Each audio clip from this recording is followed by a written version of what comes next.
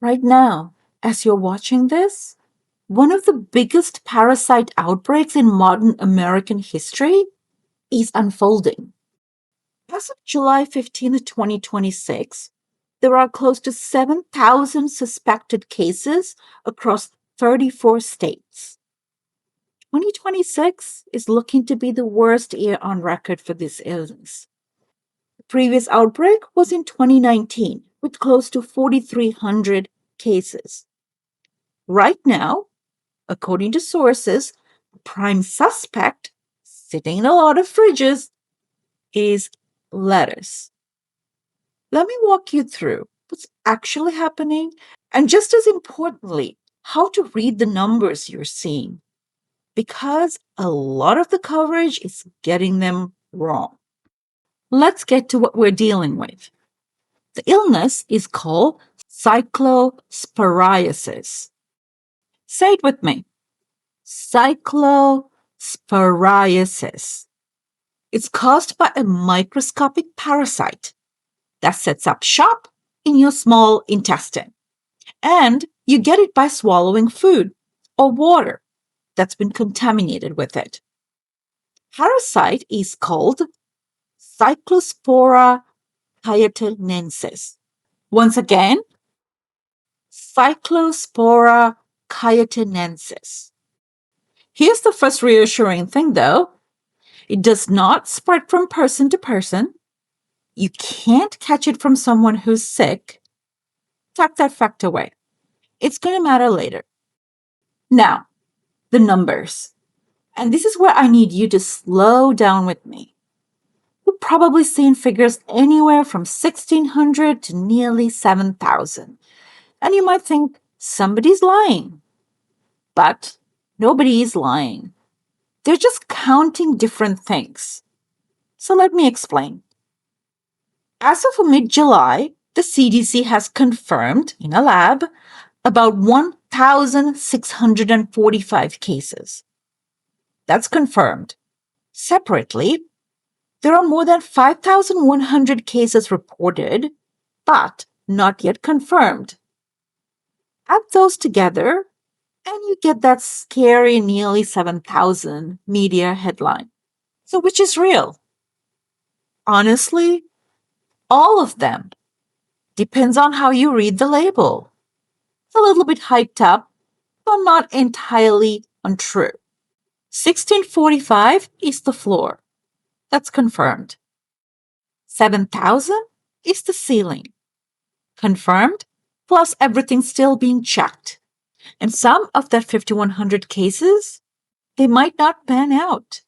The real number is climbing somewhere in between 1645 and 7,000 right now.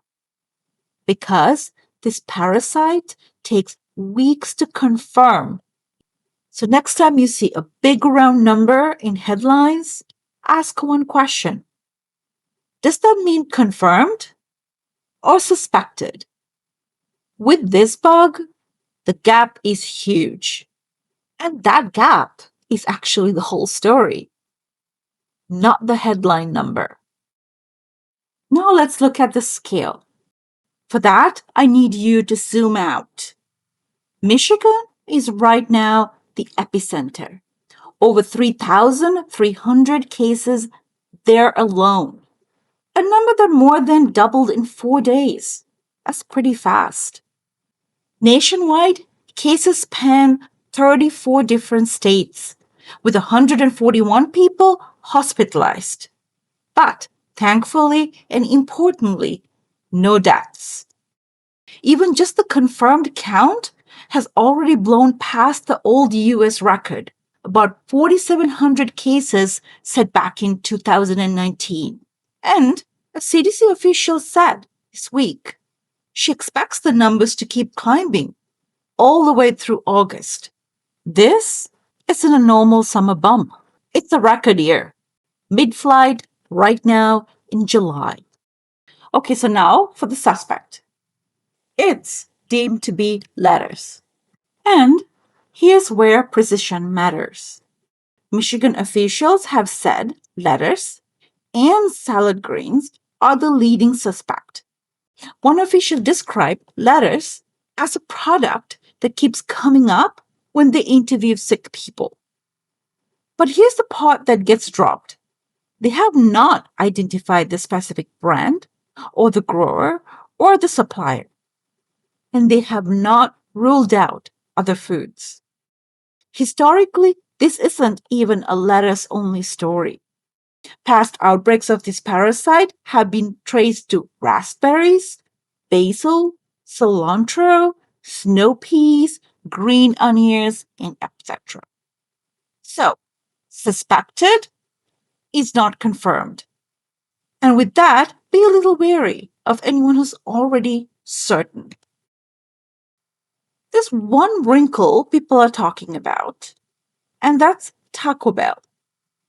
The chain confirmed it pulled lettuce, cilantro, onion, and guacamole from some Michigan locations as a precaution. That's real. But notice the word precaution. There's no confirmed link between Taco Bell and this outbreak as of right now. And today is July 15th, 2026. Added caution is not a smoking gun. Keep those two things separate. But in the future, if there's a direct link, then that's another different conversation. Now, let's examine why it's so hard to trace. You might wonder, with thousands of cases, why can't they just find the source? Here's why. This parasite has a long, sneaky incubation period. Symptoms usually show up about a week after you eat the contaminated food.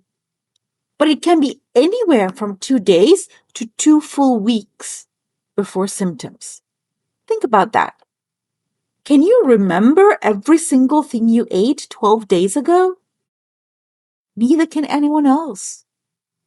That delay is why tracing it to a food source is so slow, and why the count keeps rising even now, as people who got sick back in June only just showed up in the data. Now, here's the washing myth. Because the part almost everyone gets wrong is the washing step. Your instinct is, I'll just rinse it really well. I'm sorry to say that doesn't reliably work here.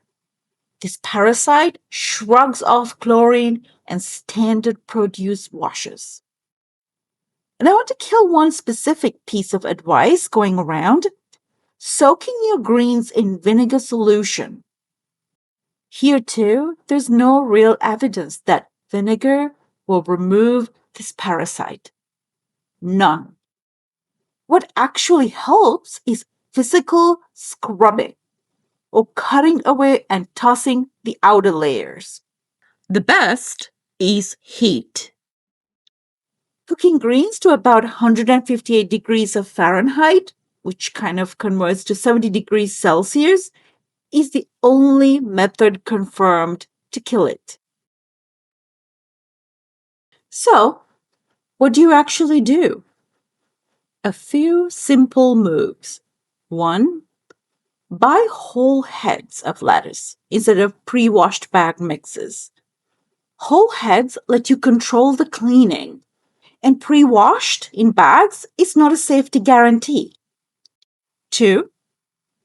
Peel off and toss the outer 2 or 3 leaves. 3.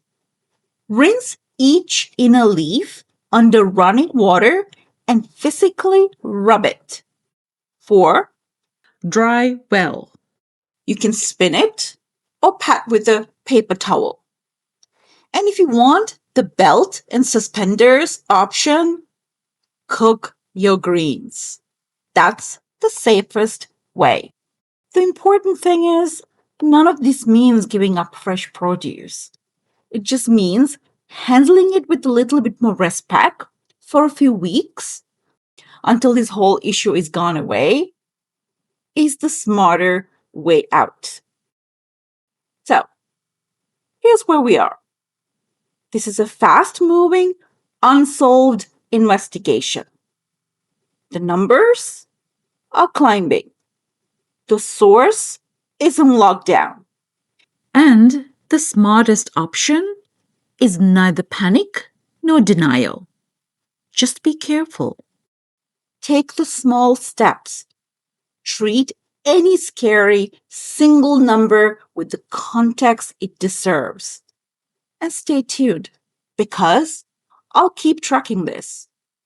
Now, a lot of you asked about the obvious next question. Okay, so you get sick, you recover. But does this thing leave anything behind? What about long term? Now that's a real question with a genuinely surprising answer. And it's the whole focus of episode 2. I'll see you there.